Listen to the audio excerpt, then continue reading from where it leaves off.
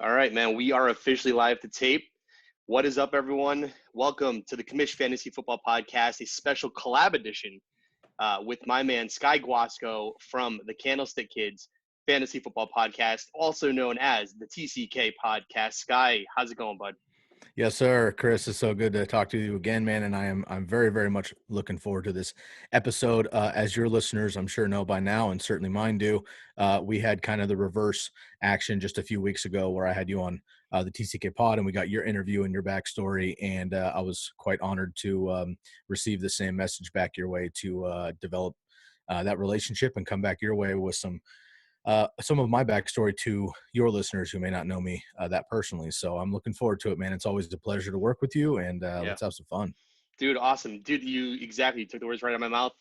After we finished up the episode that you and I had, I was like, the world needs to know what's going on behind the scenes with the TCK pod. And more formally, dude, specifically, we need to get to know Sky Guasco even more. So I felt like this would be a good opportunity for me to reverse the tables, and I'll be in the driver's seat. You'll be in the hot seat. We'll go down the line and ask you a bunch of questions. But before we get into sort of your backstory, dude, I first and foremost want to know, how are you making out over there in Oregon?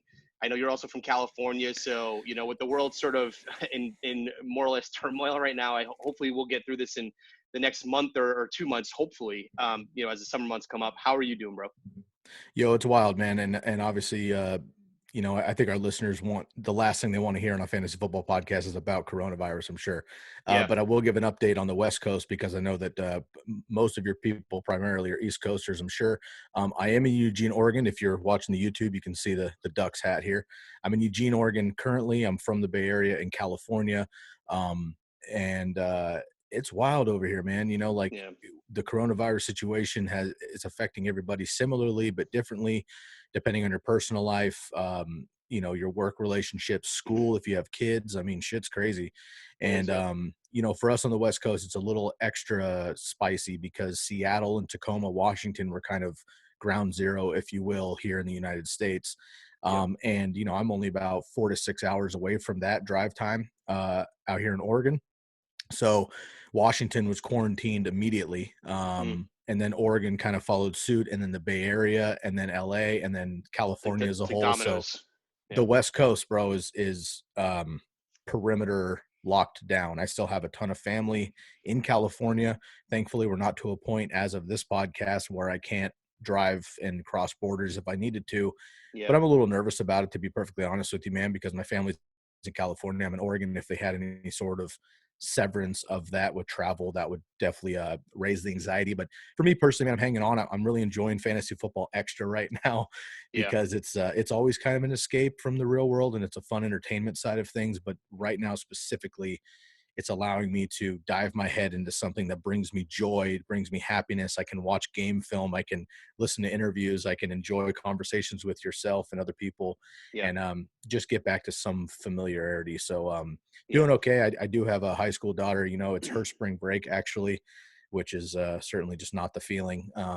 Sure. But it's been tough with all the cancellations of things, and me and the missus are working from home now, as you are, and everybody else in the country for the most Yeah. part. So just Yep. trying to kind of roll with the punches best we can, but at the same time trying to keep positivity and pay attention locally. The only thing that I've done as far as diving into the news side of things is I kind of stay away from national news. I mean, I get enough of it with fucking Facebook warriors and Yeah. shit. Sure. I don't watch national news on purpose, but I do pay attention pretty heavily to local stuff.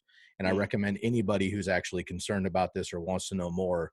I know you're out in Massachusetts. I highly recommend that people listen to the local city stuff. Listen in on a board meeting that you never thought you would actually do, because they're going to know things that affect you personally, instead of watching news that's just constantly fabricated rhetoric to terrify us, whether it's true or not. So Yeah. that's my coronavirus thing. I'll No, throw it bro. back at you. I'll throw it back at you quick, man. How are you guys holding up over there? Yeah, we're doing good, man. Same situation. We were just on. We launched an episode earlier this week or last week at this point when this episode drops, with Edwin, who's a doctor. We go through sort of basically an NFL analysis of player injuries. But we were talking to him a little bit about the situation.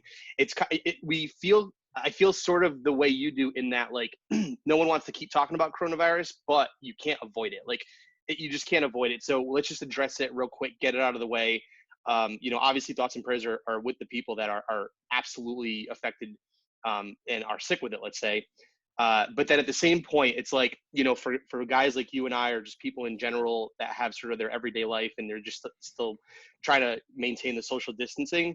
I feel like, for us in the fantasy football community, let's just try to do our part and produce content the way we normally would, give people that escape. And that's kind of why, you probably feel the same way, you, Lucas, and the TCK team.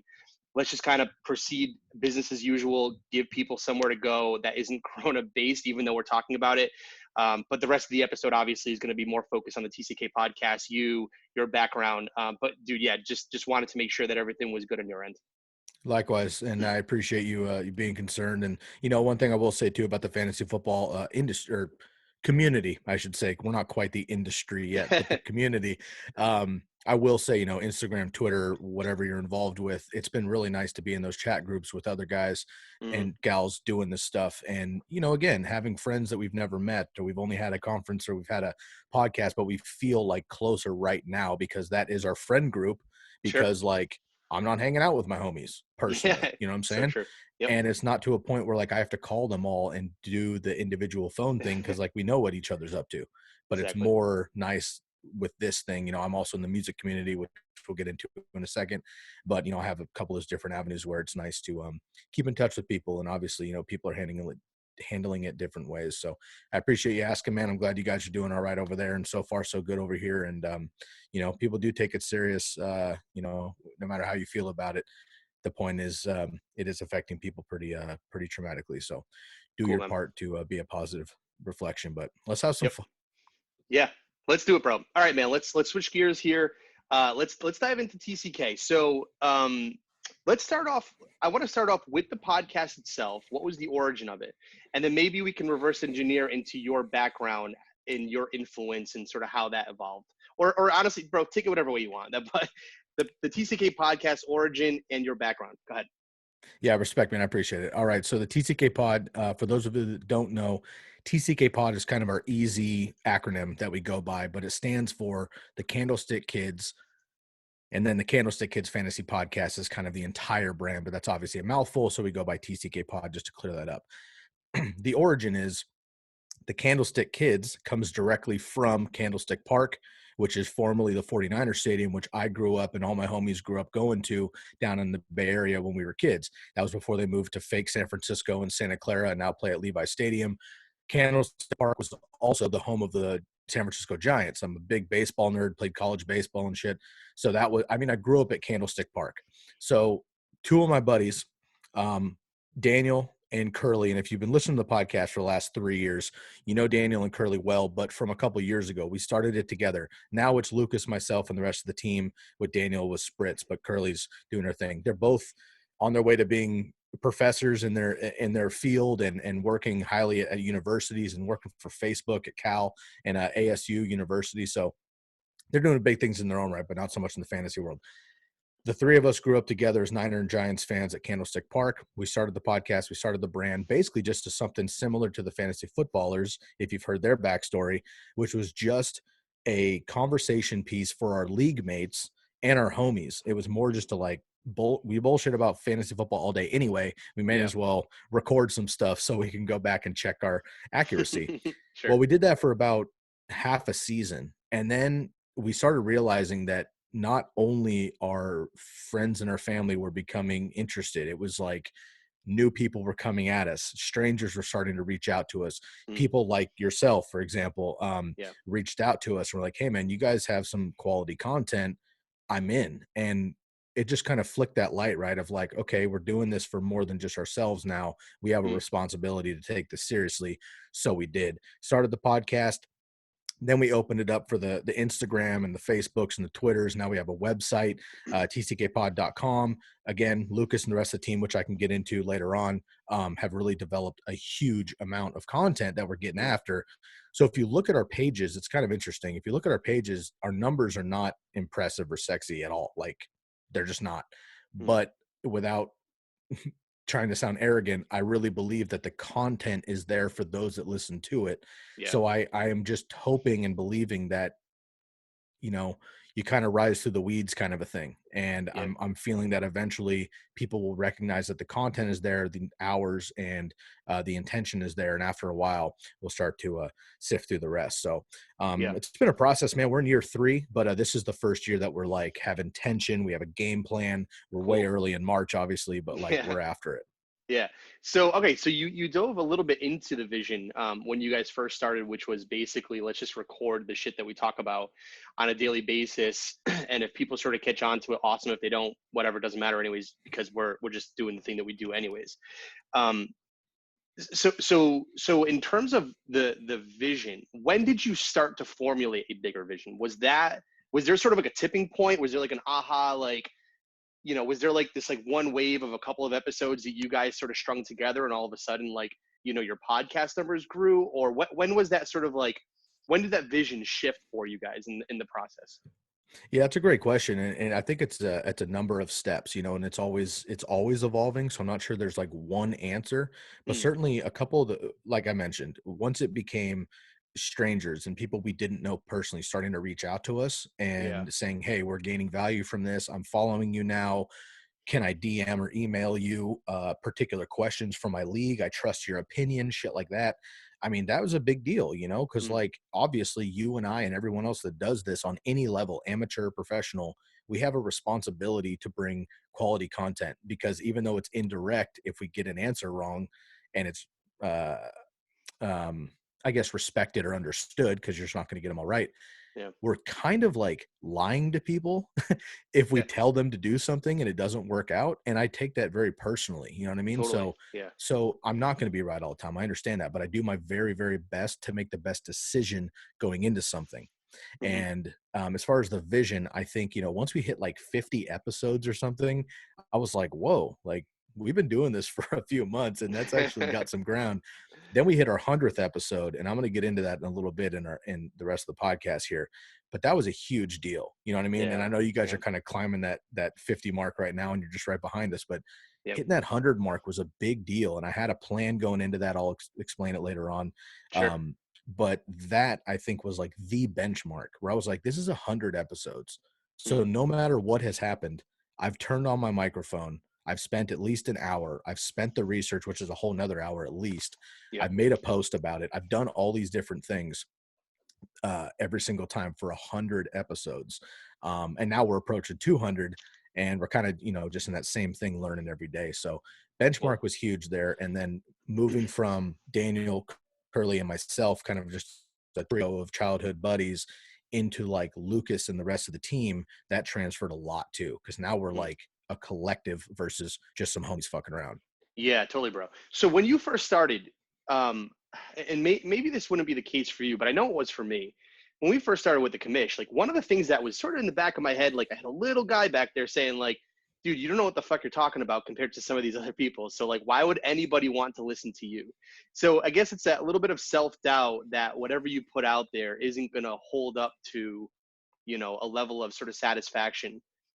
Did you ever have a little bit of that, lack of authority when you first started? Did you feel like you just didn't have that confidence? And then what did it feel like to sort of grow over time? That's very interesting. And I think this is really something super important for younger accounts, not age younger, but just in this process, Mm, newly developing accounts. Because again, I'm 3 years into this and you're, a year plus. I mean, we're yep. moving, but anybody starting right now, finding this early in the process, I think you're asking two different questions, I which probably am. is, Yeah. which is like, what was my confidence level in myself of like going through this and believing in myself? And the other side was maybe, what was my authority as far as like, Yeah. I trust that people can believe in me. Sure. The first one with the confidence, I don't have a problem with confidence. And again, I know that always comes off as like I'm an arrogant asshole. I'm not. I'm super fucking chill. Yeah. But I yeah. the reality is I have a long time music background, which we can dive into if you'd like. But all that's done is performing on stage for a decade plus. That's just allowed me to be comfortable with myself 100% inside and out. Mm, I also have an extreme passion for fantasy football, which everybody that does this does. I played football for 12, 15 years. I played baseball for 12, 15 years. I know the game in and out. So I'm very confident in my decision making and my film watching and my breakdowns. It's not that I'm better than anybody else. I just Mm, know how much work I'm doing. I've been reading box scores with my pops since I was like 8 years old. I right. mean, I just know the game. Sure. So when it comes to fantasy football, I've been playing over a decade, all this other stuff. I just feel like I have a good sense of breaking everything down. So my confidence is there in general. Cool. The authority to let other people take my advice and feel good about that, dude, I don't know that I'm even there yet. Ah, I mean, yeah, sure. that's a weird one. That's a weird one. Again, It I'm still is. confident. I know Yep. that I bring value. People tell me I bring value. Our team works super hard behind the scenes with articles and videos and podcasts and everything else. Yep. We're doing our very best, but the reality is, again, like I said earlier, I have this responsibility, and maybe I'm just in my head too much, but I have this responsibility of like, people count on me to get it right. Mm, And whether I'm going to or not, that's a responsibility that I take very seriously. And I yeah. think it's less about me trying to get like attaboys and pats on the back and extra followers because I'm super accurate. And it's more about just like doing the process appropriately. Because I think what people don't realize about us analysts is that like we have our own leagues to win. Yeah. And if I do this shit incorrectly and give you like bunk knowledge, guess what? I'm probably following my own advice and also failing. So I think a Sure. big part of it is like knowing my processes, seeing how successful I am with those personally, and then feeling more confident as I move through to then pass it on to other folks. Awesome, man. So before we get into the next topic, which I want to move into more of the general mission of the TCK pod, moving from 2019 to 2020, and the team that you've assembled, because I think your team is absolutely fucking killing it, and so I want to learn more Thank you. about them. Before we get into that, I want to sort of take off the fantasy football hats real quick. Tell me a little bit about your background as a performer, dude. I know, like, I follow you now personally. We're friends on Facebook. I follow you on Insta. You're into reggae. What's it about, bro? Give me the scoop here. All right, man. So I will try to keep this as short as I can for, again, people focused on fantasy football here.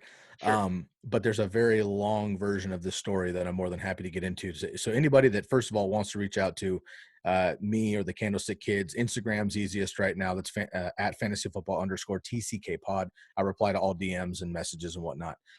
But I'm down to talk music anytime. Our band is Soul Seed. That's SOLSEED, 2 words, soul like the sun, seed, SOLSEED, at Soul Seed Music, anywhere.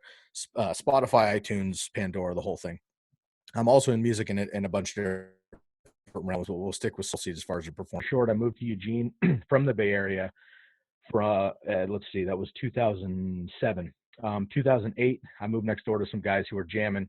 And if you're watching the screen, um, you can get a look at me and who I am and whatever.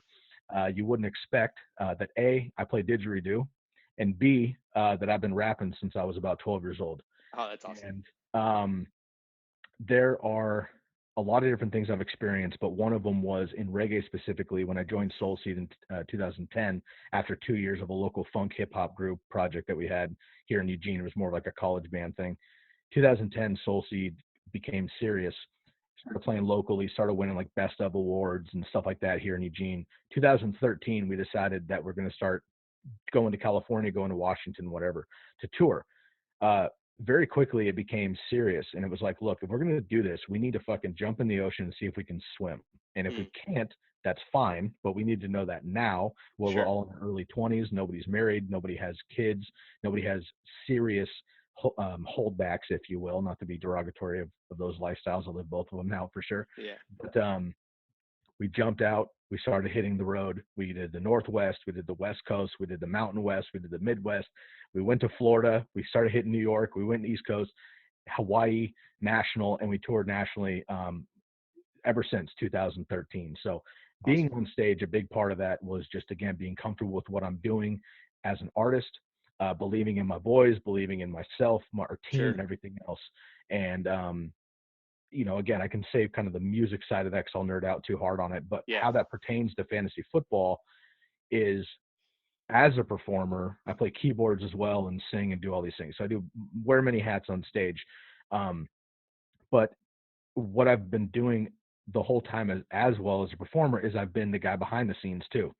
So I have been the band managers from the beginning. So it's a decade. I've also been booking the band more or less for the last decade as well.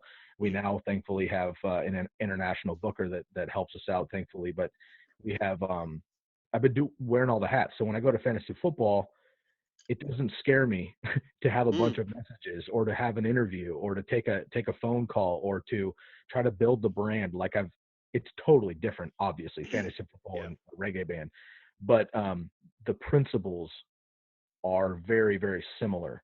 for So I've sure. tried to take everything that I've developed over the 10 years with music that's been quite successful in building a national brand um, to to the fantasy football world, which, we're 3 years in, I'm still growing. But Yep. again, I think I've seen the long game, and I'm not afraid to play the long game. I think Cool, so many bro. people are like looking for that quick hitter. One Yeah, post is going to send you over the moon. It's not, and even if it's not it gonna does, you're happen. going to get paid tomorrow. So I'm into the long game, and I appreciate and respect that. So Cool, bro. I'm in for the long haul, man, and it'll Yeah. happen eventually. Awesome. Yeah, dude. And I agree with you. I think that's a good mindset.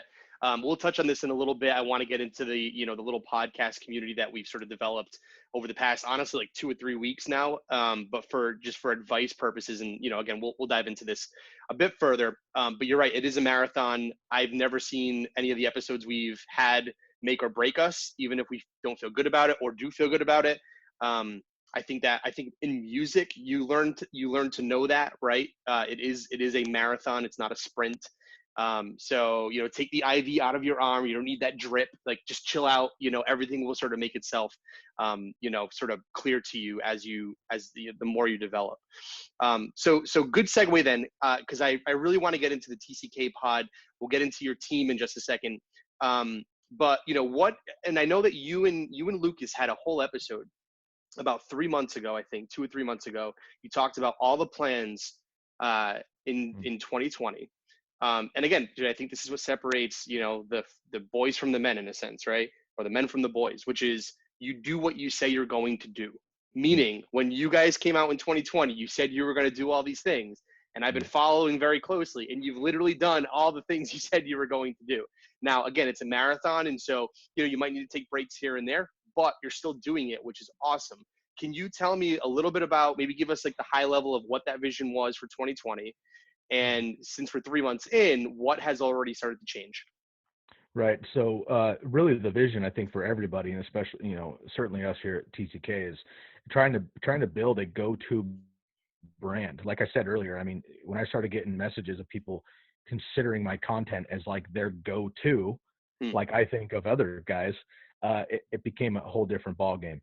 As far as the the 2020 mindset, man, I mean, dude, I could talk about Lucas and his contribution specifically to this brand and podcast for an entire episode in itself. When he came on, everything changed, Hmm. and I mean that in the best way I could possibly say it. And what I Lucas mean by Lucas is a bad man, dude. That guy, that is he he, is. Stephen A. Smith said it about Aaron Rodgers. We're saying it about Lucas Kaser. That boy is a bad man.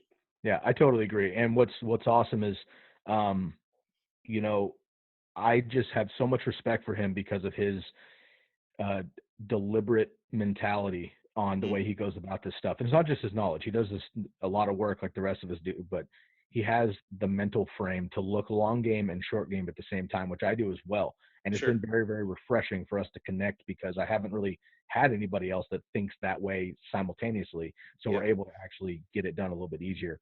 As far as the vision goes, man, it really just started at the bottom, and we're still there. It's Hmm. like, okay, we've started a platform with Instagram and Twitter, Facebook, the podcast, YouTube started, and all this stuff. So we have like all of our channels moving. Now it's about making sure that our content is 100% like um, appropriate to climb the ladder. Because Hmm. again, there's so many people in this space, and I'm not throwing shade on anybody, and I'm not being disrespectful to anybody, and I'm No. not going Yeah. to name names either way. Yeah. But But you're competitive. there's a lot of content that is just not going to last. Hmm. And I don't mean that disrespectfully. I just mean it's quick hitter shit. It's sharing somebody else's post, getting their likes and stuff. Yeah. And I think that that's not good for any space. And what I learned in music is that community always wins. I mean, we're seeing it Mhm. right now, right? I'm not going to dive back into the virus situation, but those that are connecting with the community, whether it's personally or with your business or anything else, they're thriving and they're going to continue to thrive and they're going to come out of all this shit on top once it happens. So the Definitely. community side of this was huge. Lucas and I decided like, hey, he and I are on the same level. We're both legit. We can make this shit happen. But there's a lot for two people to do. So we need to build a team. Once we Hmm. started deciding to build a team, I turned him loose, and he is much more active on Twitter specifically than I am. I'm the IG guy. I know that you guys split it up on your side on Yep. commission, Same which I thing. appreciate. So I do the IG, he does the Twitter, and we turned it loose and we found a couple more people, and all of a sudden within a week or two we had people who were writing articles, who were updating the website, who So were like awesome. focused on dynasty, focused on redraft, focused on rookies, um, making bar graphs and shit. I mean, like, it went from here's some cool ideas to we're fucking doing it in about 10 to 14 days. And again, Hmm. we're not special. It just was the mentality of like, this is what needs to happen next. Do this first before we move on. As you said, we've been checking them off. That was the first one to happen. It's happened. Now we can divvy up that teamwork to everybody. And as I mentioned, I know that you have a couple guys on your team, obviously, Alex and Eric and everyone else involved. It's awesome. It's awesome when everybody has the same um, core value and focus on the common goal. Hmm. So you can turn everybody loose and trust them. And, Hmm. this is quote unquote my brand and quote unquote Sky of TCK Pod because I started it and brought these guys in. But just Hmm. like music, I don't consider this my thing with other people helping me out. This, like, TCK Yeah. Pod is a collection of people who fucking want to crush, and we just happen to do it under this umbrella. And I'm super Yes. thankful that they're on my team. And honestly, they're on other teams too. And I'm super supportive of that. And I'm super stoked for them because they're Yeah. not just TCK. They have all their own personal brands. They have all these other podcasts and networks they work with. And I'm 100% cool with that because the reality is we're all in this together. And if anybody Right. makes it, we all make it. Dude, totally. So then just diving into a little bit about sort of the core value set. I think one of the things that you said, which is interesting, and again, not to, it's kind of hard to parse this mentality without sounding like, we come across and say that other, let's say fantasy football podcast brands are not sort of up to the level of, let's say, longevity, like Mhm. sustaining longevity. But what I do think you hit on, maybe without saying it, is that, and I'd like to maybe see if you could clarify, is it seems like there's a missing problem in the fantasy football community, in a sense, like they're not solving a problem, right? And so when you solve a problem, there's a set of core values that can kind of come together to then, as you mentioned, unleash on that problem, which for Lucas and you guys sort of see maybe what that problem is, and you thought to come together and fix that problem, whatever that problem might be for you guys. Have you guys thought in that mentality? I'm gonna try to maybe expand maybe the thinking here. Yeah. Is there a problem that you saw before the 2019 2020 season started that you're like, you know what, guys, this in the fan we could fill this gap in the fantasy football community? Yeah, and that's a super loaded question, of course, with many answers. I think that maybe the first thing that comes to mind is there's a difference, and you're in advertising, I'm in advertising, you're in marketing, I'm in marketing. We have a different mentality maybe than the general fantasy football player. And I think the biggest difference that I'm seeing in the community that we're both a part of and on Instagram and Twitter and whatnot, there are a shit ton of pages and there's Mm, a shit ton of people who do this the way that we do it. Have a podcast, have a page, run a website, cool. yep. The difference between running something just because like you're a homie that wants to do this stuff and building a brand Mm, is that there's something where there's either a logo or there's content or there's a voice or there's a face of something where when they look at it and they see it, they know it's you right away. Your hmm. guys' logo, which I always keep up here for every single episode because you're the Thanks, bro. homies, you got it. But this logo right here, which people always think is me, by the way, which I love. Yeah. But this logo up here, man, is perfect. Now when I see that anywhere, whether your name's on it or not, I know that it's you. And that Awesome. is a brand. You see this little duck and you know it's the University of Oregon. That's a brand. I think a big thing for us is like, we're not going to be a brand like Fantasy Pros, the fantasy footballers, ESPN, CBS, all these guys. They're doing their own things. I think what's cool is BDGE, the Big Dogs Got to Eat Network, Nick Colano, Snacks Animal, and the crew.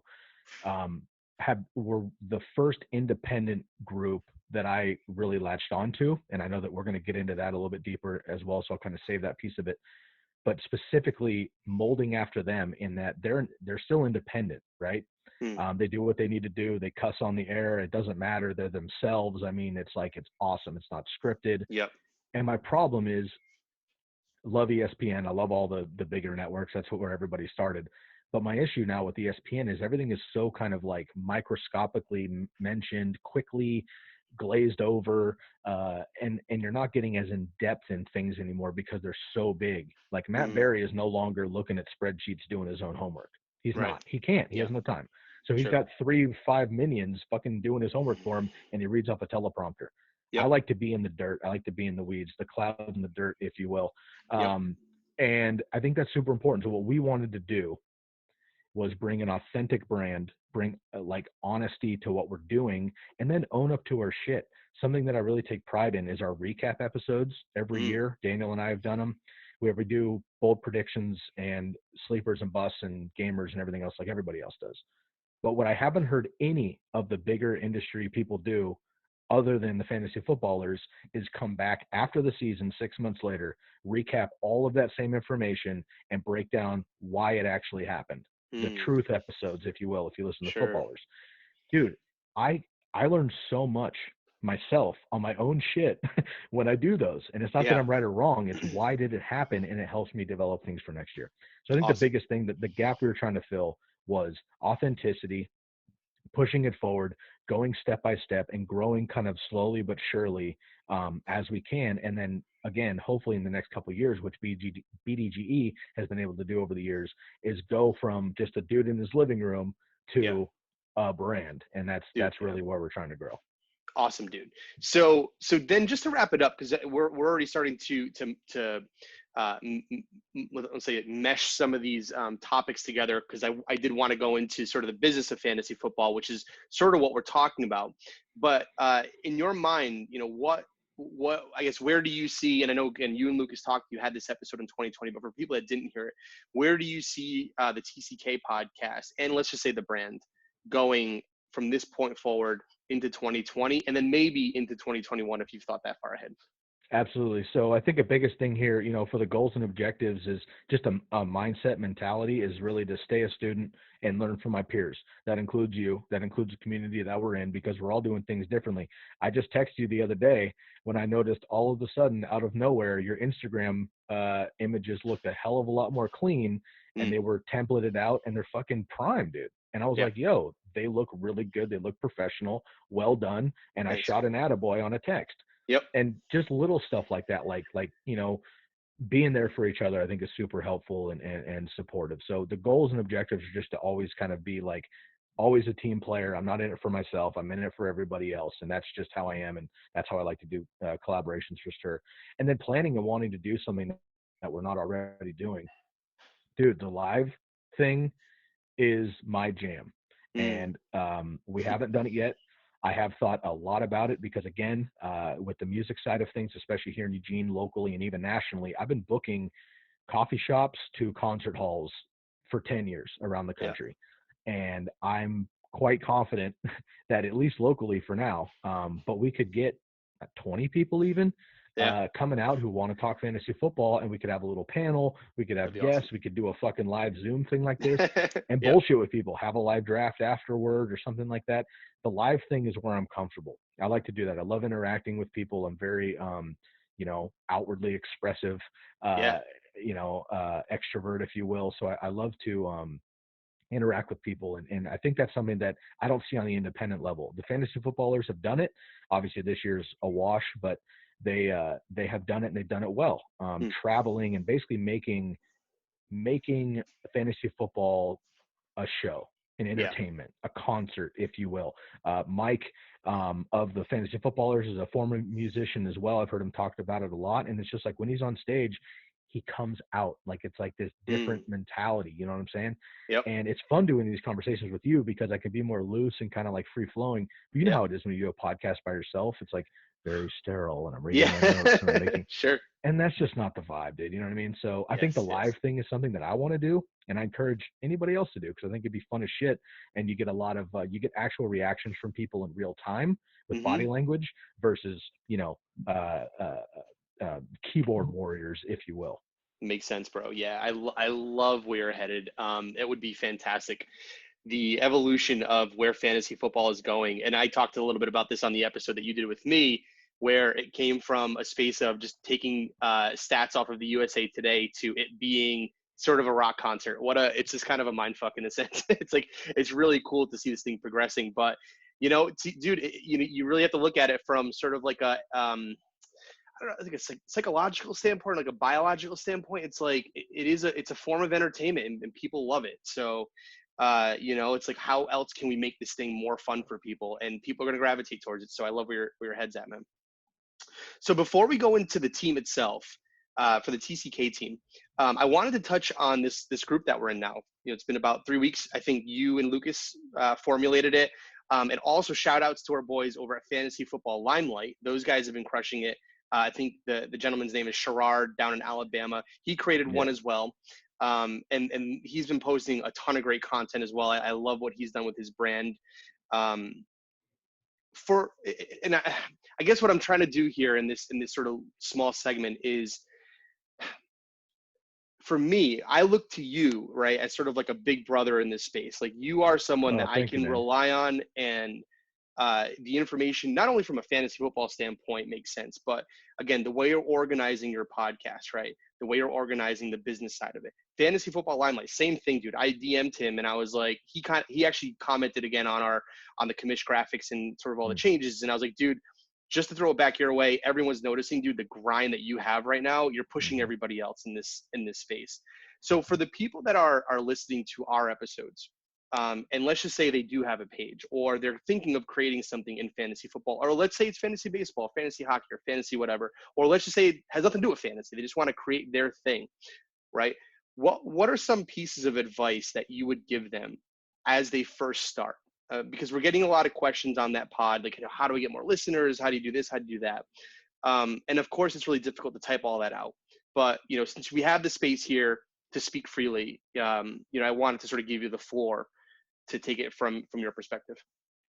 Yeah, 100%, man. And this is the most important thing. And honestly, dude, here again, I've been in marketing and advertising one way or another for over a decade. You have too. So we have different mentalities. But the reality is the pages that we run in fantasy football that people know us with are like microscopic pages as of right now. So it's Yeah. kind of funny to like know what you and I know, but at the same time not have the evidence necessarily to like, hey, like trust me, go look at my page and see how fucking Yeah. much I'm crushing it Yeah. because we're growing and that's just how it is. But what I Sure. would say, man, is the number one thing is is legitimately teamwork makes the dream work is legitimately like something that I go by every single day. I know it's cliche, but what I always say about cliches is they become a cliche for a reason, Hmm. right? Hmm.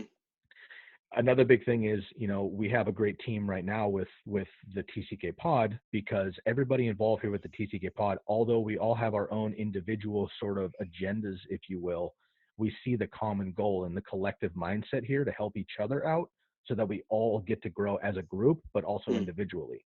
Hmm. So I would always say community and working together is such a big part of this, man. I mean, you and I have become like legitimately like good friends. We live Yeah. 3,000 miles away. I don't know Right. if I'll ever be able to like meet you in person, Yeah. but we become good buddies through um, this scene in just a couple of months because we're both authentic, we're both open, and I'm finding out quickly, and you are too. There are so many other people in this space Yeah. who love something and want to share what they know and also want to talk about it with other people. Totally. Sherrod's a great dude, deep Alabama, great guy. And you know what? There's so many other people. I'm not going to start listing them off because I'll leave Yeah. people out and I'm not going to play that game. But since you brought him up, he's excellent, man. And there's a lot of people in the space and in those groups that are working real hard. And what's really cool about those is that we have these, kind of fantasy football Instagram chat rooms where it's kind of only pages that help each other out and share each other's content and are just Mhm. supportive of each other. Yeah. One thing that I'm really starting to enjoy is for the most part, it's like, somebody comes up with a new graphic, for example. they'll put it in this group first where all of Mm. us do the same things. And instead of people being like, yo, that shit's whack, bro, or like, I I have know. that Yeah. idea, or what are you doing?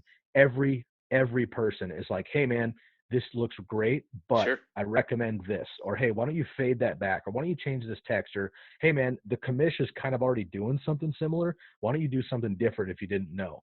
Kind of a thing, Sure. right? So it's like Sure. it's not Sure. stepping on people's toes and talking shit. It's Hmm. constructive criticism, which A, gains respect, which is what life's all about, but B, it helps people grow in the space individually and collectively. And we've had a ton of people over Yeah. the last couple of years, especially the last couple of months, come at us and be like, hey man, like your Instagram, your content and what I put in the post is really dialed. But Yeah. people don't read the shit because the pictures look like shit. And Instagram is all about the attraction visually. Sure. So if I have a bad image, people don't even read what I'm looking at because they fucking scan through it. So I've Hmm. been trying to get Hmm. better at the graphic side of things, which is not my forte, Hmm. to match the verbal content that I'm actually producing that people do find value in. So it's this huge give and take, man. And again, teamwork is huge, communication is huge, and really just being authentic and honest the best that you possibly can, Yeah. and trying to be yourself. Because the other separator is that each individual person that has their own brand has their own individual personality, right? Very, Yes. very few people who are like somebody else get to that level because there already is one of those. Right. And ultimately we're all brands ourselves, you know what I mean? So True. you have to just like be authentic. Now don't be full of shit and just super different because you got to be different. Be Yeah. yourself. And Yeah. if who you are authentically is what people are attracted to, it'll grow itself. Awesome, dude. And then one more question before we move on to the TCK team.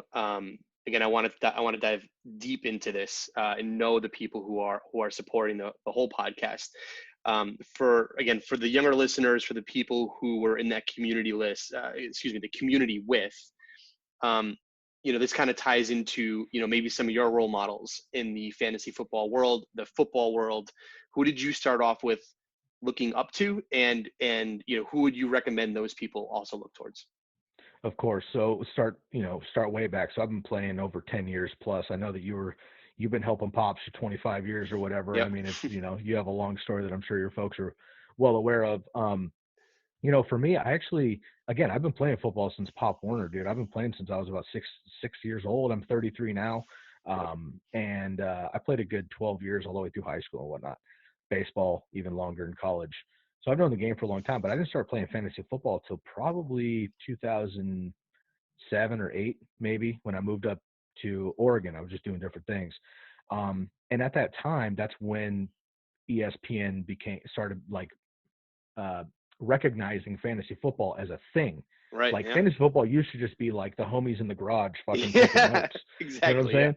Yeah. And once the internet became the internet and social media like was birthed in like the early mid 2000s and all that kind of stuff, and you could start communicating worldwide with people and friends, video chats and whatnot, and we were able to really bring in this new thing. And that's when I got involved, just happenstance. I was 19 at the time. I joined a homie league here in Eugene, and the rest is history. But really, like Mike Clay was the first one at ESPN. Now Matt Berry, everybody knows, of course, and of course he was Yeah. involved too. But I like Matt Berry a lot. No disrespect to the dude, and he's definitely a pioneer in the space. But just kind of so much more about like the personality than the knowledge. Hmm. And for me, Mike Clay, much more sterile, but much more like about it.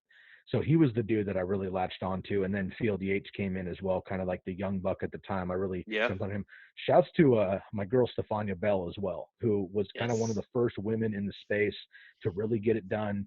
And not only that, but she focused on the injury side of things, which is something I never gave a shit about until I played fantasy football, right? Yeah. Yep. And now all of a sudden I'm like, oh my God, Calvin Johnson has a sprained ankle. Like Yeah. what? Yeah, My dude. week is over. Like what's happening? Wild, wild. Yeah, dude. I So yeah. Not to cut you off here. And I'm not even saying this. Like, I am going to push Edwin towards you as fast as possible. But we I love it. just dropped Edwin. He's a soon-to-be doctor. He's going to be a doctor within the next couple of months. He's doing his boards. We just launched an episode on how to understand NFL injuries Mm. and what their impact is on fantasy football. Dude, I learned more on that episode than I have in like the entirety of 2020. Like he broke it down in a way that it blew my mind just to hear him understand. So I guess the takeaway is like, as a casual fan, I can now put the Edwin sort of like lens on and say, okay, this questionable means, like, he gave Adam Thielen as the example, right? Adam Thielen's questionable doesn't mean that he's ready to come back right now, Hell which no. means maybe you don't play him. By the way, we played him last year in the TCK pod league, and that fucking killed us, right? So having that insight on the injury side, dude, like, people like Edwin and, is it Stefania, right? Stefania Bell, yep. Dude, that insight on the injury side is huge, is absolutely massive. And so, anyways, yeah, back to your point. It's like, yeah, you start looking at injuries much closer when you start playing fantasy. Well, you look at so many different things. As just a football fan, right? Mm-hmm. Like my dad, for example, he's been interested in football for 50 years. Right. He's never given two shits about fantasy football at all. So Right. when he and I watch games together, I watch the game completely different than he does. Yes. He doesn't give a shit who the offensive coordinator is, what the game scheme is, which offensive lineman isn't playing, who's in concussion protocol, Right. any of this shit. He just gives a fuck that, like, oh, the Niners are playing the Rams and this is a rivalry game, so I give a fuck. Yeah, I look at it like a totally different mentality, right? Yep. So back to it really quick. So of course the OG guys, the ESPN crew for sure was the first, I think, for maybe everybody our age, but definitely for me. Moving more to like a independent, if you will, in a current state. Then I fell into the Fantasy Pros crew. Started listening to their podcast. I love the Fantasy Pros podcast. Bobby Sylvester, my man Mike Tagliere, super great analyst. If you don't listen already, if you're not familiar with the Fantasy Pros network as far as a website and the draft wizard and everything else, I'm going to say this super politely, but you're fucking up big time. Especially in fantasy football, you have to be on Fantasy Pros. You need to be checking things out. I'm not saying they have all the answers per se, but they have a lot of tools that help all of us guys that do this. They have a lot, yeah. They have a lot. And not only that, they have, so ADP is average draft position, which most people know now, but I didn't know that term until 5 years ago. They also have ECR on their website, which is expert consensus ranking. Yep. So if, me and Chris and many other people were to come together and put all the rankings on the spreadsheet, that would be the ECR of our little group. But these are like legitimate professionals from every network that have their consensus rankings. So you really get an idea between the difference between Alvin Kamara and Dalvin Cook from 80 different analysts. So that's huge. Fantasy Pros is big. And then more kind of on the grassroots level, Nick Ercolano and the Big Dogs Gotta Eat crew. Nick was probably the first independent person that didn't have like a big following, a big network, and a name brand, CBS and some of these other guys. I found Nick about 3 or 4 years ago, just scrolling through YouTube, and one of his videos came up. I watched it and I was like, damn, he was like really in depth. And the dude's just fucking sitting in his living room like, who is this kid? Yeah. I watched another one. All of a sudden I was like, man, I agree with a lot of it. And I didn't tune in because I agreed with everything. I tuned in because I was like, damn, he's done all the same shit I do. And I know that I put 4 fucking hours a player in. He's like, he's doing it. So I started paying attention, started growing the brand. Nick was a huge influence for me. I super appreciate the compliment on the big brother thing, man. That means more than you know. I super appreciate that. I would turn that page and pay the same respects to Nick as being kind of a big brother to me. And he was somebody who was much, much larger, definitely now, but even when I first started in him, and he would, I reached out to him and was like, hey man, I got a 100th episode coming up. It's a big deal for my podcast. You're on episode fucking 9,000 or some shit. But I've got 100 episode. I want you to be that interview. And my first interview of this kind, which I've done a few now, my first one was Nick. And he came back and was like, hey man, I'd be honored. Let's do it. And it was the first time we met, first time we spoke. And I was like, hey bro, I don't want to like fangirl out on you, because I just don't want to do that. But I do want to pay respects. And you've done it a couple times with me. And I appreciate it, dude. And I don't take it as blowing smoke, because in the music world, I've had a lot of people be like, oh man, you changed my life. Your music is fucking this and this. Like, and it's kind of weird to take if you're not used to it, And again, I'm not trying to blow my own horn, but it's like, it matters. You need to take that in, like, hey, you're doing something appropriate. Somebody appreciates you. Pay that forward, And totally. Nick really kind of brought me in and took the respect. And so I've been able to carry that on. So ESPN for sure. Fantasy footballers are the OGs as far as the independents. You know what I'm saying? Yep, sure. But again, I think they're almost like outgrowing themselves, and like they're getting closer. They're always going to be Andy, Mike, and Jason, and like your fucking homie uncles that are just next door, kind of a thing. Yeah. But I think they're almost outgrowing themselves as well on like the independent content stuff. Hmm. And so I'm kind of diving more and more into us guys. Not that I Yeah, totally totally. any of them at all, Yeah. but it's a little more watered down. From I got to be totally fair. Like I agree with you. If we're just talking a business development strategy, just kind of going to go off on a tangent here. If I were the fantasy footballers, I would start thinking of their brand model as more like a Barstool model, meaning what Barstool has done is they've sort of started to eat up all these little podcasts and created Yep. different realms of worlds, basically, but they're all Yep. under the Barstool umbrella. If I were the fantasy footballers, I would start looking at other independent podcast groups and start to look at how can we monetize these groups in such a way that they only focus on X, these guys focus on Y, these guys focus on Z, we focus on whatever we focus on, and start to develop that umbrella of other sort of portfolio brands. Maybe they have, and I just don't know. Mm-hmm. But I think that would help them, uh, um, I guess, line up I guess they're starting to become a watered down reputation in some sense. Mm-hmm. Not a Mm-hmm. bad way. It's just, that's just bandwidth. It's just the reality of growth. Like, anyways, that's just that'd be my advice to them. Well, and you have to stay fresh. I mean, I think you hit the nail on the head. Like, they are always going to be the fancy footballers. And honestly, dude, they're going to surpass ESPN even. I Yeah. mean, like, their shit is nuts. And if they They're can number get to they're like, number one. They're number one right now, or number one or number two. They float in between the number one or number two on the Apple Podcast ranking mm-hmm. for fantasy sports. All of fantasy sports, they're number one or two always. I mean, they're And just they clean house at all these fantasy award shows yeah, individually and as a brand. exactly. A lot of their guys, they call Al Borland and Brooks behind the scenes and stuff, Yep. and just their brand is incredible. They're literally just like Yeah. dads who fucking wanted to kill time, and they're us basically, Sure. and they Yeah. just made it happen. So they were big too. A couple more shouts out, and we can move on here. The CBS crew, I actually stayed away from them for a long time for no reason other than they were so big. I was just like, I'm not going to do it. I'm not going to dive into another thing. I turned it on just to get some different, voices in my head. And I love the teamwork of Adam, Dave, Jamie, and Heath of the CBS crew. They do a great job. They all have their Awesome. own takes. I think they're awesome. So I highly recommend a listen there. And then again, kind of lesser known names, maybe potentially depending on how deep you are into fantasy football. JJ Zacharyson is my dog. He drops 20-minute episodes every day, and they're just quick hitters, super well developed, very number focused. He has a great listener bag. What's the Great dude. podcast called? The podcast is the Late Round KB. Let me find it here. I'll look it up here real quick.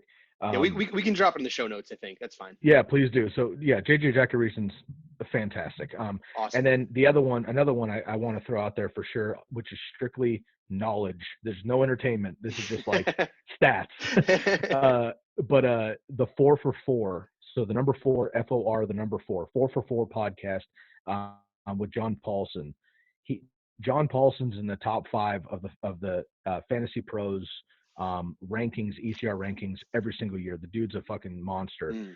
Very kind of dry, very slow, very sterile information, but dude is always on point. So I go from like footballers to 4 for 4, and I get my entertainment and stuff with footballers, and then I go get like the actual shit Awesome. from 4 for 4. So those are a Awesome. handful of them, and of course, shouts out back to Nick and BDGE who have gone from our system, and they're growing tremendously. Word, dude. Awesome. Cool, dude. All right. Well, then let's and I appreciate, dude, all that feedback is great. All the young listeners and people starting things off. Just to kind of cap it off with this one last piece here before we move into the TCK team. Yeah, a couple of the guys in that sort of community were asking, what are some different things that, you can do to gain more listeners? And well, for me, the first thing is don't worry about how many people listen to you, just produce content that you enjoy. But the other thing, and it kind of touches on what we just talked about, meeting the people that, sort of look up to, which is look at what other podcasts are doing, maybe not in the fantasy football space, but outside of fantasy football, outside of Mm-hmm. sports. Take a Mm-hmm. little bit of their techniques and maybe blend them into what you're currently doing. So if you're a Mm-hmm. podcast, man, expand your ethos of learning. You know, it doesn't always have to be just about sports. You know, if you enjoy business or sales or marketing or, you know, I don't know, crime or or politics or whatever, there's a podcast for everything. Listen to Mm-hmm. something that you might enjoy, learn from what that podcast is doing, blend it into what you're doing. And, you know, you might find some success there. And that comes from originality. I think that's helpful. So, Dude, that I couldn't echo that any louder, man. I know that you and I are, and we found this out in my interview to you. yeah, So some of this, obviously, we've kind of cut the chase on as far as you and I go, but you know, there's a couple podcasts that are not fantasy football related that I know that both of you and I are into, which have helped me tremendously in either sure. the format or how they do things. And of course, Gary Vaynerchuk he's the Don. We know that. Yep. But Lewis Howes in the School of Greatness Dude. Yeah. is phenomenal, dude. Lewis is a former, I think it was arena football, I think is what it was. So yeah, Um, he was a D1 college football player, and then I think he tore something. He had an injury, rehabbed it back, played some arena football, and now he's on the handball team, the USA handball team. So he's yeah, been to the Olympics, he's done all that. But yeah, that's, you know, just he's like a semi-pro athlete. just a great lifestyle podcast. But one thing I've learned from him, which has nothing to do with fantasy football, is kind of the art of the interview, if you will. And Yes. not that I'm incredible at giving or receiving interviews, but he has all these interviews that I really appreciate, and the types of questions, the in-depth questions, not being afraid to make people think or uncomfortable, Mm, is super important. In fantasy football, we're kind of just bullshitting about yep. real life that's fake, so it's kind of weird. But just having conversations in life and how to go about it mentally and stuff, he's taught me a lot there as well. So I Awesome. love that approach of listening to different avenues for sure. Sweet, man. Cool. All right, bro. Let's turn it on to the TCK team. We've already talked about Lucas. I want you to go through the rest of your team, but you know, again, maybe Lucas deserves all the credit that I could possibly throw at someone outside of yourself and everybody else in fantasy football. But Yeah, man, give Lucas, it to him, bro. Give it dude, to him. dude, I will continue to shit on you when I play you head to head in the TCK league. But my man, you know your shit. Again, just kind of coming from a fantasy football lens, knowing what you're talking about, and sometimes knowing what you don't know. He's good at that as well. I've heard him say that. And I didn't realize this, but Lucas is kind of young. So, you know, can you tell me a little bit about like how that relationship started and how it's grown from there? Yeah, man. Lucas is okay. So I'm 33. Lucas is He's in he's college still still, in right? college. Yeah, still Yeah. in college. Um, it's interesting, man. Like his maturity is just through the Dude, roof, and through the roof. Yeah. his Yeah. intelligence of fantasy football is incredible as well. So it's funny because like when I think of him as, you know, early 20s kind of a thing, I'm like, oh, he's like my little brother kind of a thing. But then I Right. talk to him and I'm like, damn, this fucking guy's like my older brother, dude. Like I'm learning Yeah. so much, you know? Sure. So yeah, it's awesome. And you know, shouts to Lucas all day. And he's a overly humble cat too. So he's going to listen to this podcast and be uncomfortable as fuck. And I hope he soaks it in Good. because he Good. deserves it. But I'll throw this out there. So dive back to Nick and BDGE. So my 100th episode on the TCK pod. This is before Lucas. I had Nick on from BDGE. Lucas actually works also with BDGE. So I mentioned earlier that all of our team members have their own kind of individual things that are connected, and the webs are just all over the place, right? Which I love. It's more networking, of course. So Lucas heard the episode through Nick's channels, heard me, and was like, who the fuck's this guy? He enjoyed the 2.5-hour episode, and he hit me up out of nowhere, and he was like, hey man, I work with Nick. He said you're a good dude. I listened to the episode. I appreciated it.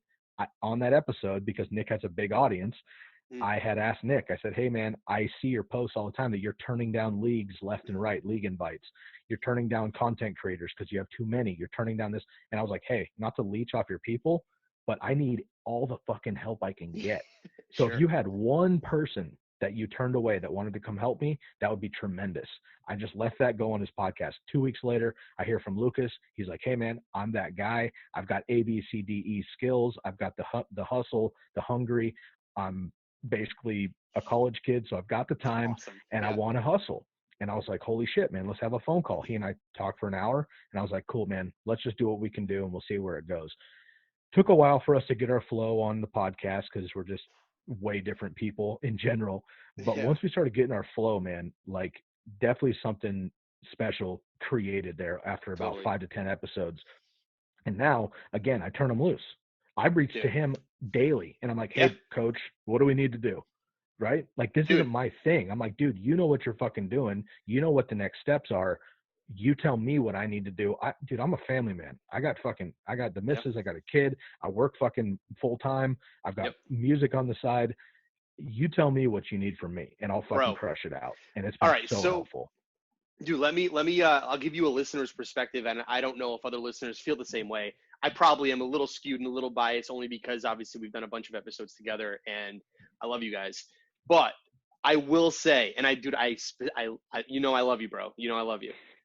You know I love you. But I will say, from a management perspective and a delegation perspective, there was an episode where Lucas ran the whole episode. You weren't even there. It was basically Lucas and 2 other guys that were breaking down the NFL Combine. And I could not have been happier to see Lucas in the driver's seat running the entire episode. Dude, to me, that signaled so many great things. It signaled that the TCK League now has another driver that can manage these episodes. It signaled that Lucas is able to handle these types of podcast episodes on his own. 3, the content was fucking incredible. I loved every second of it. I never thought I'd really enjoy the Combine as much as I have, especially in 2020. There were just so many great things as a listener, as someone who's been following your progression. To see Lucas grow into what he's been growing into, all of that just kind of speaks to all the things you've been saying. And Lucas has been able to level up to the challenge, I think, that and the expectation that you're sort of setting for the TCK brand. As a listener, dude, I was very excited to see all that. I super appreciate that, man. And like I said, we can talk all day and throw big ups his way. And I really consider him, honestly, I consider him at this point the backbone of the team. Awesome. And I mean that in that he often looks to me to clear things, if you will. I'm like, hey, man, I had this idea. What do you think? Or, hey, I got this guy that does this. Should I bring him on? Check him out. Is it a good fit? Like, he kind of considers me head coach, but I consider him the quarterback. You know what I mean? To put it in terms you would appreciate. I'm the Belichick and Brady of yesteryear, if you like, or the Bruce Arians the right to word. Tom Brady. You know what I mean? No, yesteryear is the right word. Yes. We won't go down that rabbit hole. I'm not trying to hurt feelings on the wearing. podcast. Yeah, I know. I saw. Yeah. I don't want to hurt feelings on the podcast, but I feel like we have that type of connection where we both look up to each other, and we also know that each other is handling shit just fine on their own. Yep. That being said, Lucas is single-handedly responsible for the team that we have, and I 100% mean that. I asked him to go find who he had in the space that wrote articles on this, handled dynasty shit, rookie focus, combine focus, whatever. Half our team only writes articles and doesn't want to be on the podcast. Yep. Right. I only do the podcast. I do my own shit, but I don't really write articles per se. You know what I'm saying? Other people want to do YouTube, blah, blah, blah. So I think, again, it's a differentiation of work and focuses. So it allowed everybody else to kind of be in their own individual niche, which allowed everybody to like grow together, but individually. So I don't need to take all my time and focus on rookie combine shit when that's not my jam. I focus on redraft stuff because I'm fucking old and that's all I know. And that's a way different perspective than like the dynasty mindset who don't want to do redraft anymore.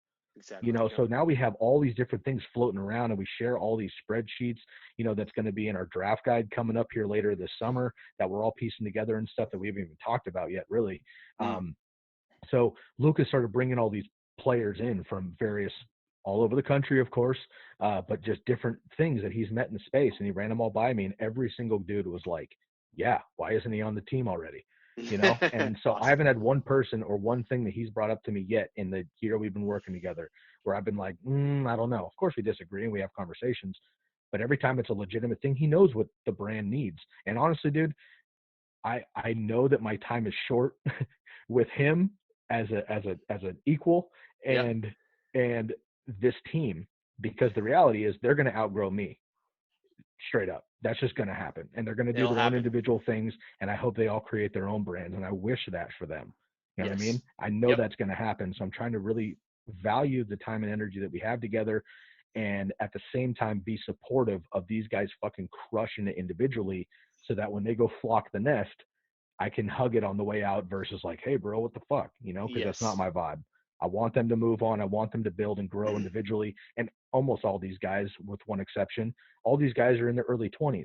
And Mm-hmm. me and one other guy are in our early 30s. It's just kind of a different mentality of life in general, right? So Absolutely. Absolutely. I want these Yep. guys to grow. And I had older mentors, a decade older than I was when I was 19, 20, 21, 22. And those guys super gave me the space to be myself and mentor me. And then once I was kind of like, all right, Pops, I'm good. They Yeah. kind of were just like, all right, man, good luck. And I really look forward to that opportunity with this team.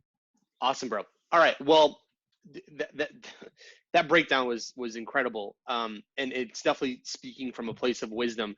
I can so I'm 30 years old. I know you're 33. There's no way my 23-year-old self could have provided that kind of wisdom. So I know that that is something you've developed over time with age. So you being a head coach, maybe break down sort of the rest of your team. I know you have Dwayne and Tyler and Corey. You've already spoke about Daniel and Curly, and I think you have another person named Danny. Can you talk a little bit more about the TCK team as a whole, how the umbrella is starting to formulate, how you're delegating, all that stuff?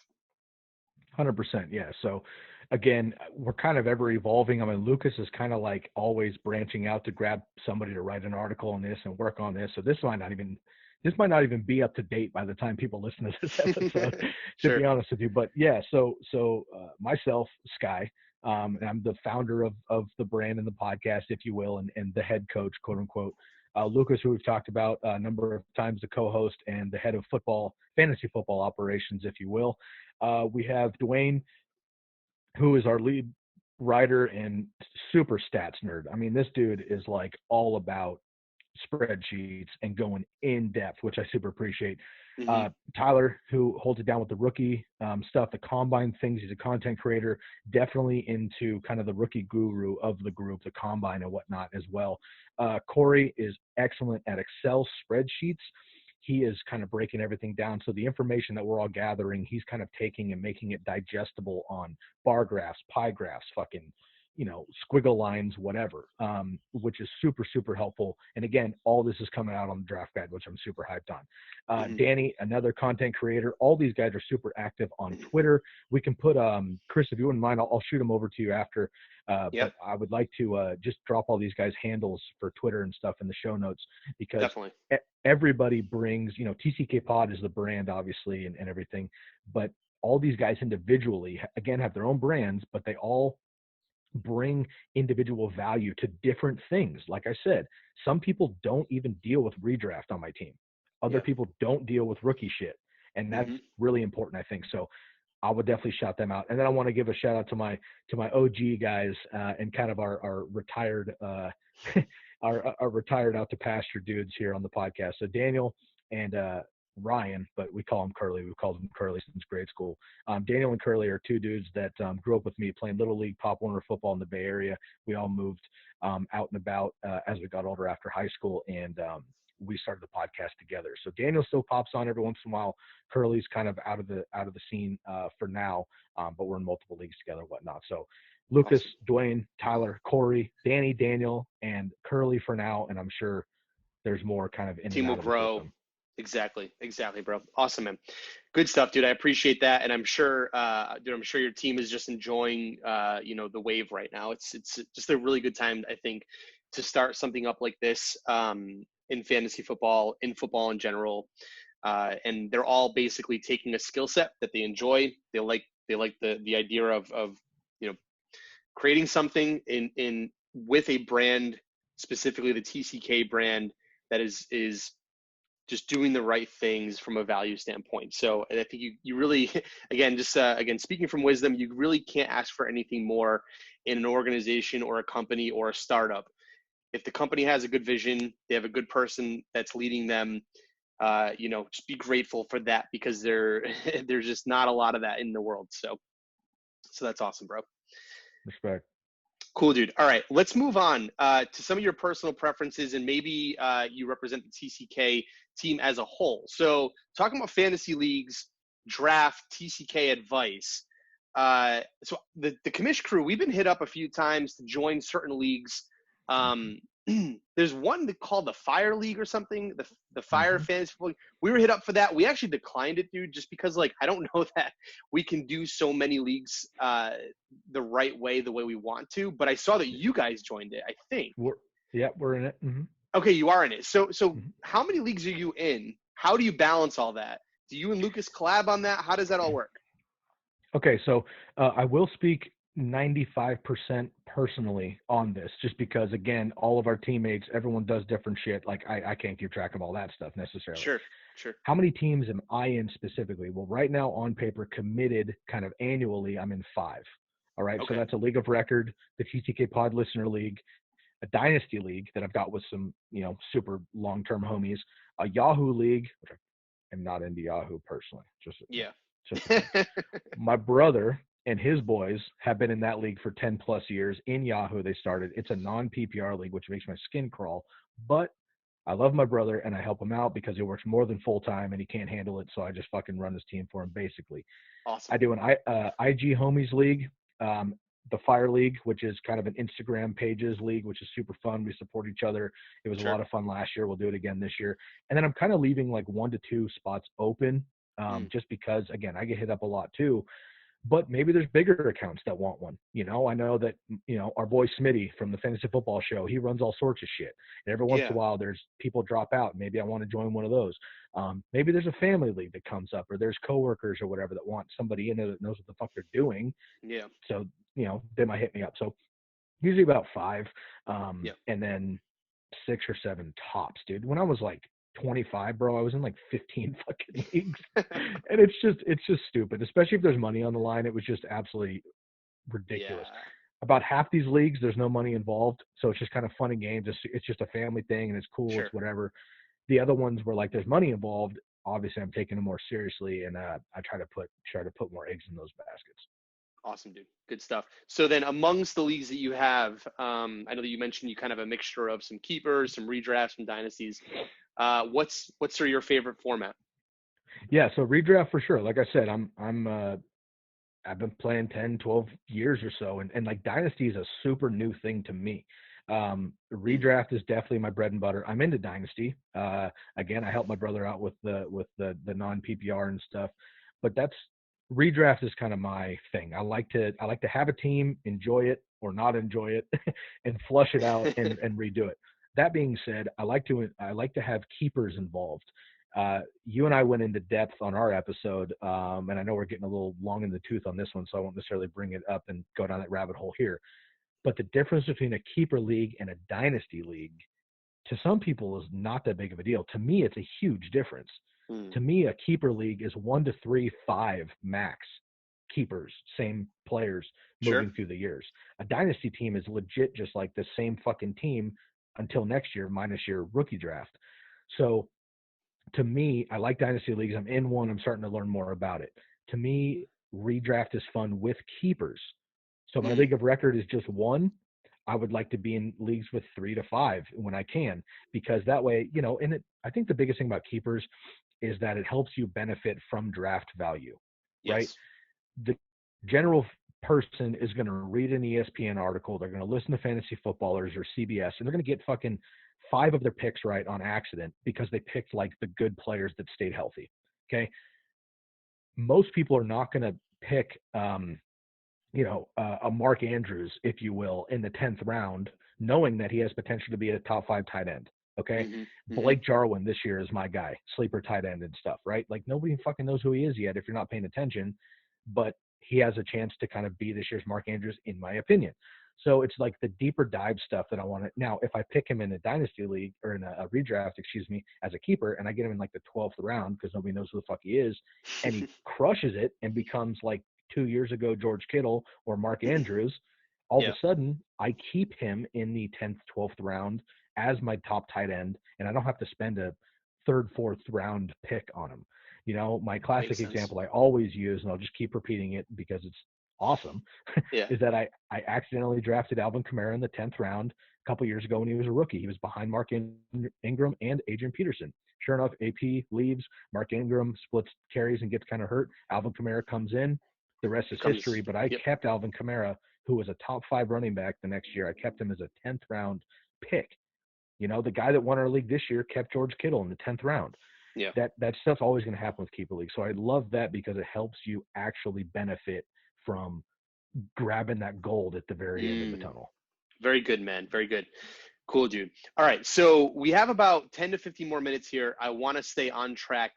We have a couple more things to sort of to hit on. Yeah, exactly. So I want to bang out the last couple of questions. So I was hoping maybe you could give a breakdown, maybe a TCK podcast breakdown, within all the recent, let's say, free agent changes happening in the NFL over the past couple of weeks here.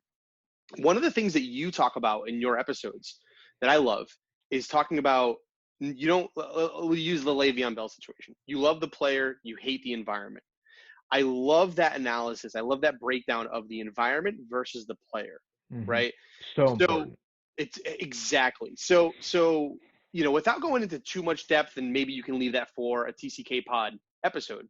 Sure. What are some environments based on the recent changes that you're absolutely targeting for the 2020 fantasy football draft? Okay, cool. This might be kind of a arrow in the heart kind of a thing. So excuse me for making this personal, but I'm trying to bring value here. Facts don't care about my feelings, so it's okay. That's what's up. So a big one for sure is the Buccaneers situation. Getting James. Okay, again, I try to think of this as like NFL perspective and fantasy perspective. Fantasy perspective, Jameis Winston. He's fun. He's sexy. He's super fun to have on your team. You don't care if he throws 4 picks because it's only -8. He's going to accidentally throw 500 yards. What the fuck ever. Dude's a joke. Okay. He's not signed as of this podcast, and I'd be surprised if he has a starting role at all in 2020. That's just my opinion. Mm-hmm. Bring in Tom Brady. Okay. We know how you feel about Tom Brady and how Tom Brady has just been over his career. The biggest thing is that he keeps the ball in the hands of the Buccaneers. Okay. 30 interceptions is something funny to laugh at, but it's absolutely fucking astronomically terrible. All right. Yep. Jameis Winston has thrown at least 14 interceptions, I should say. Okay. Every year of his career. Tom Brady's only done it 2 times in his career. All right. He's only thrown for double-digit interceptions in 20 years, 4 times. Incredible ball security. Okay. Yep. Now, he's getting similar attempts and yards per target and yards per attempt and all this stuff, can still throw it somewhat down the field. And certainly Mike Evans and Chris Godwin are going to help that out. Huge upgrade for the entire offense. And it's not just because Tom Brady's Tom Brady on paper. He's going to keep the ball in the hands of the Buccaneers. Think of what actually would have happened with Chris Godwin and Mike Evans if Jameis threw 20 interceptions, which is still horrible. If you do 10 less interceptions, that's potentially 10 touchdowns that could have gone to the team. I mean, that's like phenomenal. Anyway, I love the Buccaneers situation. I think they're going to bring in another running back with Rojo and draft somebody. They're going to crush. Love me some O.J. Howard to have a huge bounce back this year as well. Another team that I think did really well in free agency, and is, of course, with the Stephon Diggs trade over from Minnesota. I love what the Bills are doing, man. Yeah, sure. I know you don't want to hear that again. I'm sorry.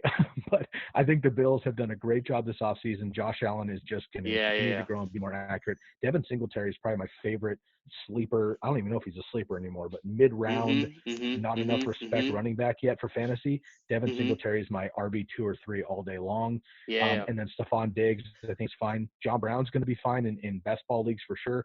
And Cole Beasley, I think, is going to be even okay there too. Browns I'll throw in as an alternate. I know that last year was a fucking train wreck, and I was like I was conducting the train of the Browns, but I think they're going to bounce back in a big way this year. Second year with Baker and Odell for sure. They bring in Austin Hooper, who has been incredible for Atlanta. They also revamped that offensive line with Jack Conklin from Tennessee, which is massive to help Baker Mayfield. And I think a big part of this is getting Freddie Kitchens out of the way and bringing in Kevin Stefanski. We saw what he was able to do with Minnesota last year, and I think Baker can definitely be Kirk Cousins eventually, so I don't find a problem with that. Love Nick Chubb and Kareem Hunt. It'll be kind of a shit show with fantasy running backs out there, as Kareem Hunt is still in the mix, but I think they're going to be just fine. A couple atmospheres, if you will, that I'm not super fond of right now. Houston has just fucking imploded on themselves. I feel terrible for Deshaun Watson. If they don't bring in Antonio Brown, I don't know who else is on the market to actually make a splash. Yeah. I'm fading all Texans, and that includes my boy Deshaun Watson this year. I just don't think he's going to be worth it he's still going to be a top 6 quarterback off the board, and I'm not doing that. Totally. And then the other one, as of right now, you got to say as it. of right now, it's going to be the Patriots, and it's because even last year with Tom Brady and everything kind of peachy keen outside of Gronk, on paper preseason, they were just fine. Obviously, Josh Gordon blew up. AB blew up. Gronk never actually returned.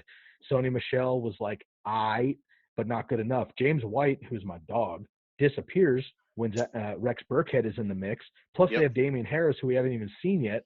Like, they have a lot of weapons, but I don't see Jared Stidham or whoever it is being fantasy relevant enough to get all those guys over the hump this year. So I'm fading the Patriots. I'm fading the Texans. I'm buying the Bucks, buying the Bills, and I will probably end up buying the Browns again. Love it, dude. Okay, cool. So my turn to return the favor.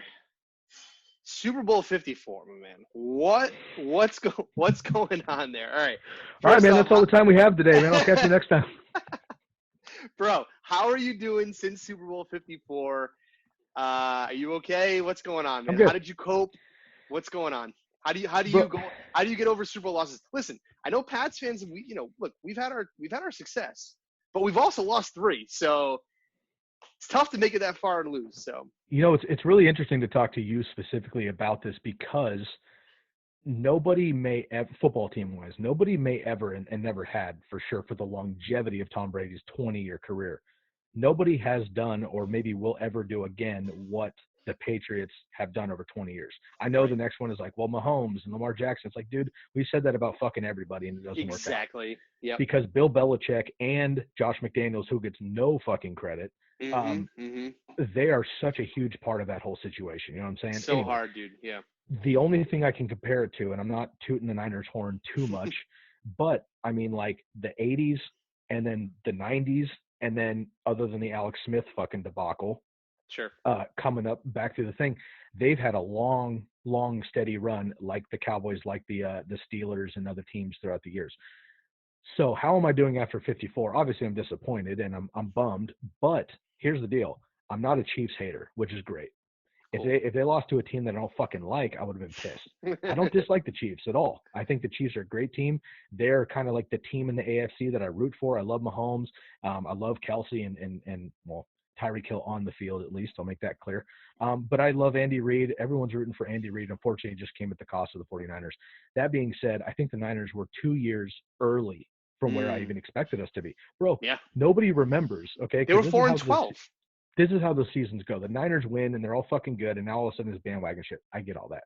I've been a Niner fan since I could fucking walk, okay? But the first Super Bowl I even remember being a Super Bowl was 1994 when they smashed up 49-26, I believe, over the Chargers. And I was super duper fan after that. It's a bummer, but at the same time, I'm just super, super excited for the future. As long as Shanahan keeps our shit together, as long as like 3 of our 12 running backs stay healthy, we'll be fine. Yep. I am not into ex-Patriot James Garoppolo. It's kind of a joke at this point, but I'm also kind of serious that I just think Nick Mullins is as good, at least, and he's a hell of a lot cheaper, and we can get a ton of weapons if we let fucking Jimmy go somehow. But I think the Niners are really poised to make another run, and essentially if they keep this defense healthy and they keep this offense running the way that it does with Shanahan, we could see the Niners being a legitimate staple for the next 5 years at least. And I'm looking at that versus like we lost a game. Now you play that Super Bowl, they were up, we know, 2 scores with 9 minutes left. We get it. Yep. So if you play that game 10 times, I'm confident the Niners win at least 9 of them. I'm saying maybe 9 of them. 6, 7. There you go. So it's a lot. I'm confident in it. Mahomes is Mahomes, and he just showed us that right now he's the best player in the National Football League. Definitely, dude. Cool, man. All right. Well, that's good, man, because you wrapped up all three questions that I had, which was like the 49ers outlook in 2020. You feel confident about them. They still have the weapons. I know that they lost Emmanuel Sanders, but, They'll draft Emmanuel Sanders. I'm not worried about that. Exactly. I'm not worried either. So good stuff, man. All right, let's get into a quick lightning round. You did this with me on the last episode. I'm gonna go ahead and kind of give you the same level of questions. I'll start with number one. Who is your favorite all-time 49er not named Nick Mullins? Nick Mullins off the board already. All right, I guess my second round draft pick. Jerry Rice is definitely cheating. He has to be it. You know what? I'm going to dial it way back. Garrison Hurst, who had some great years before he broke his fucking ankle horrendously. Garrison Hurst, I would say Garrison Hurst on offense, and Merton Hanks, who was the safety with the chicken head neck celebration when I was a kid. That was the best. So I'm going to go with those two guys as not Nick Mullins 49ers. Awesome, dude. Okay. Who is your favorite all-time non-49er player and why? This one's pretty easy. I could break one down for each. So Brett Favre at quarterback, Barry Sanders at running back, Calvin Johnson and Julio Jones at wide receiver, and Tony Gonzalez at tight end. Specifically, if I had to pick one over all of them, it's Barry Sanders every single time.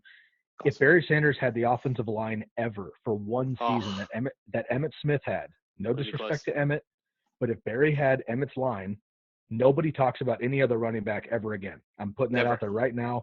Barry Sanders is fucking phenomenal. He was even better in college, if you can believe that. Never said a word to the press. Super humble dude. Barry Sanders is my favorite player by far.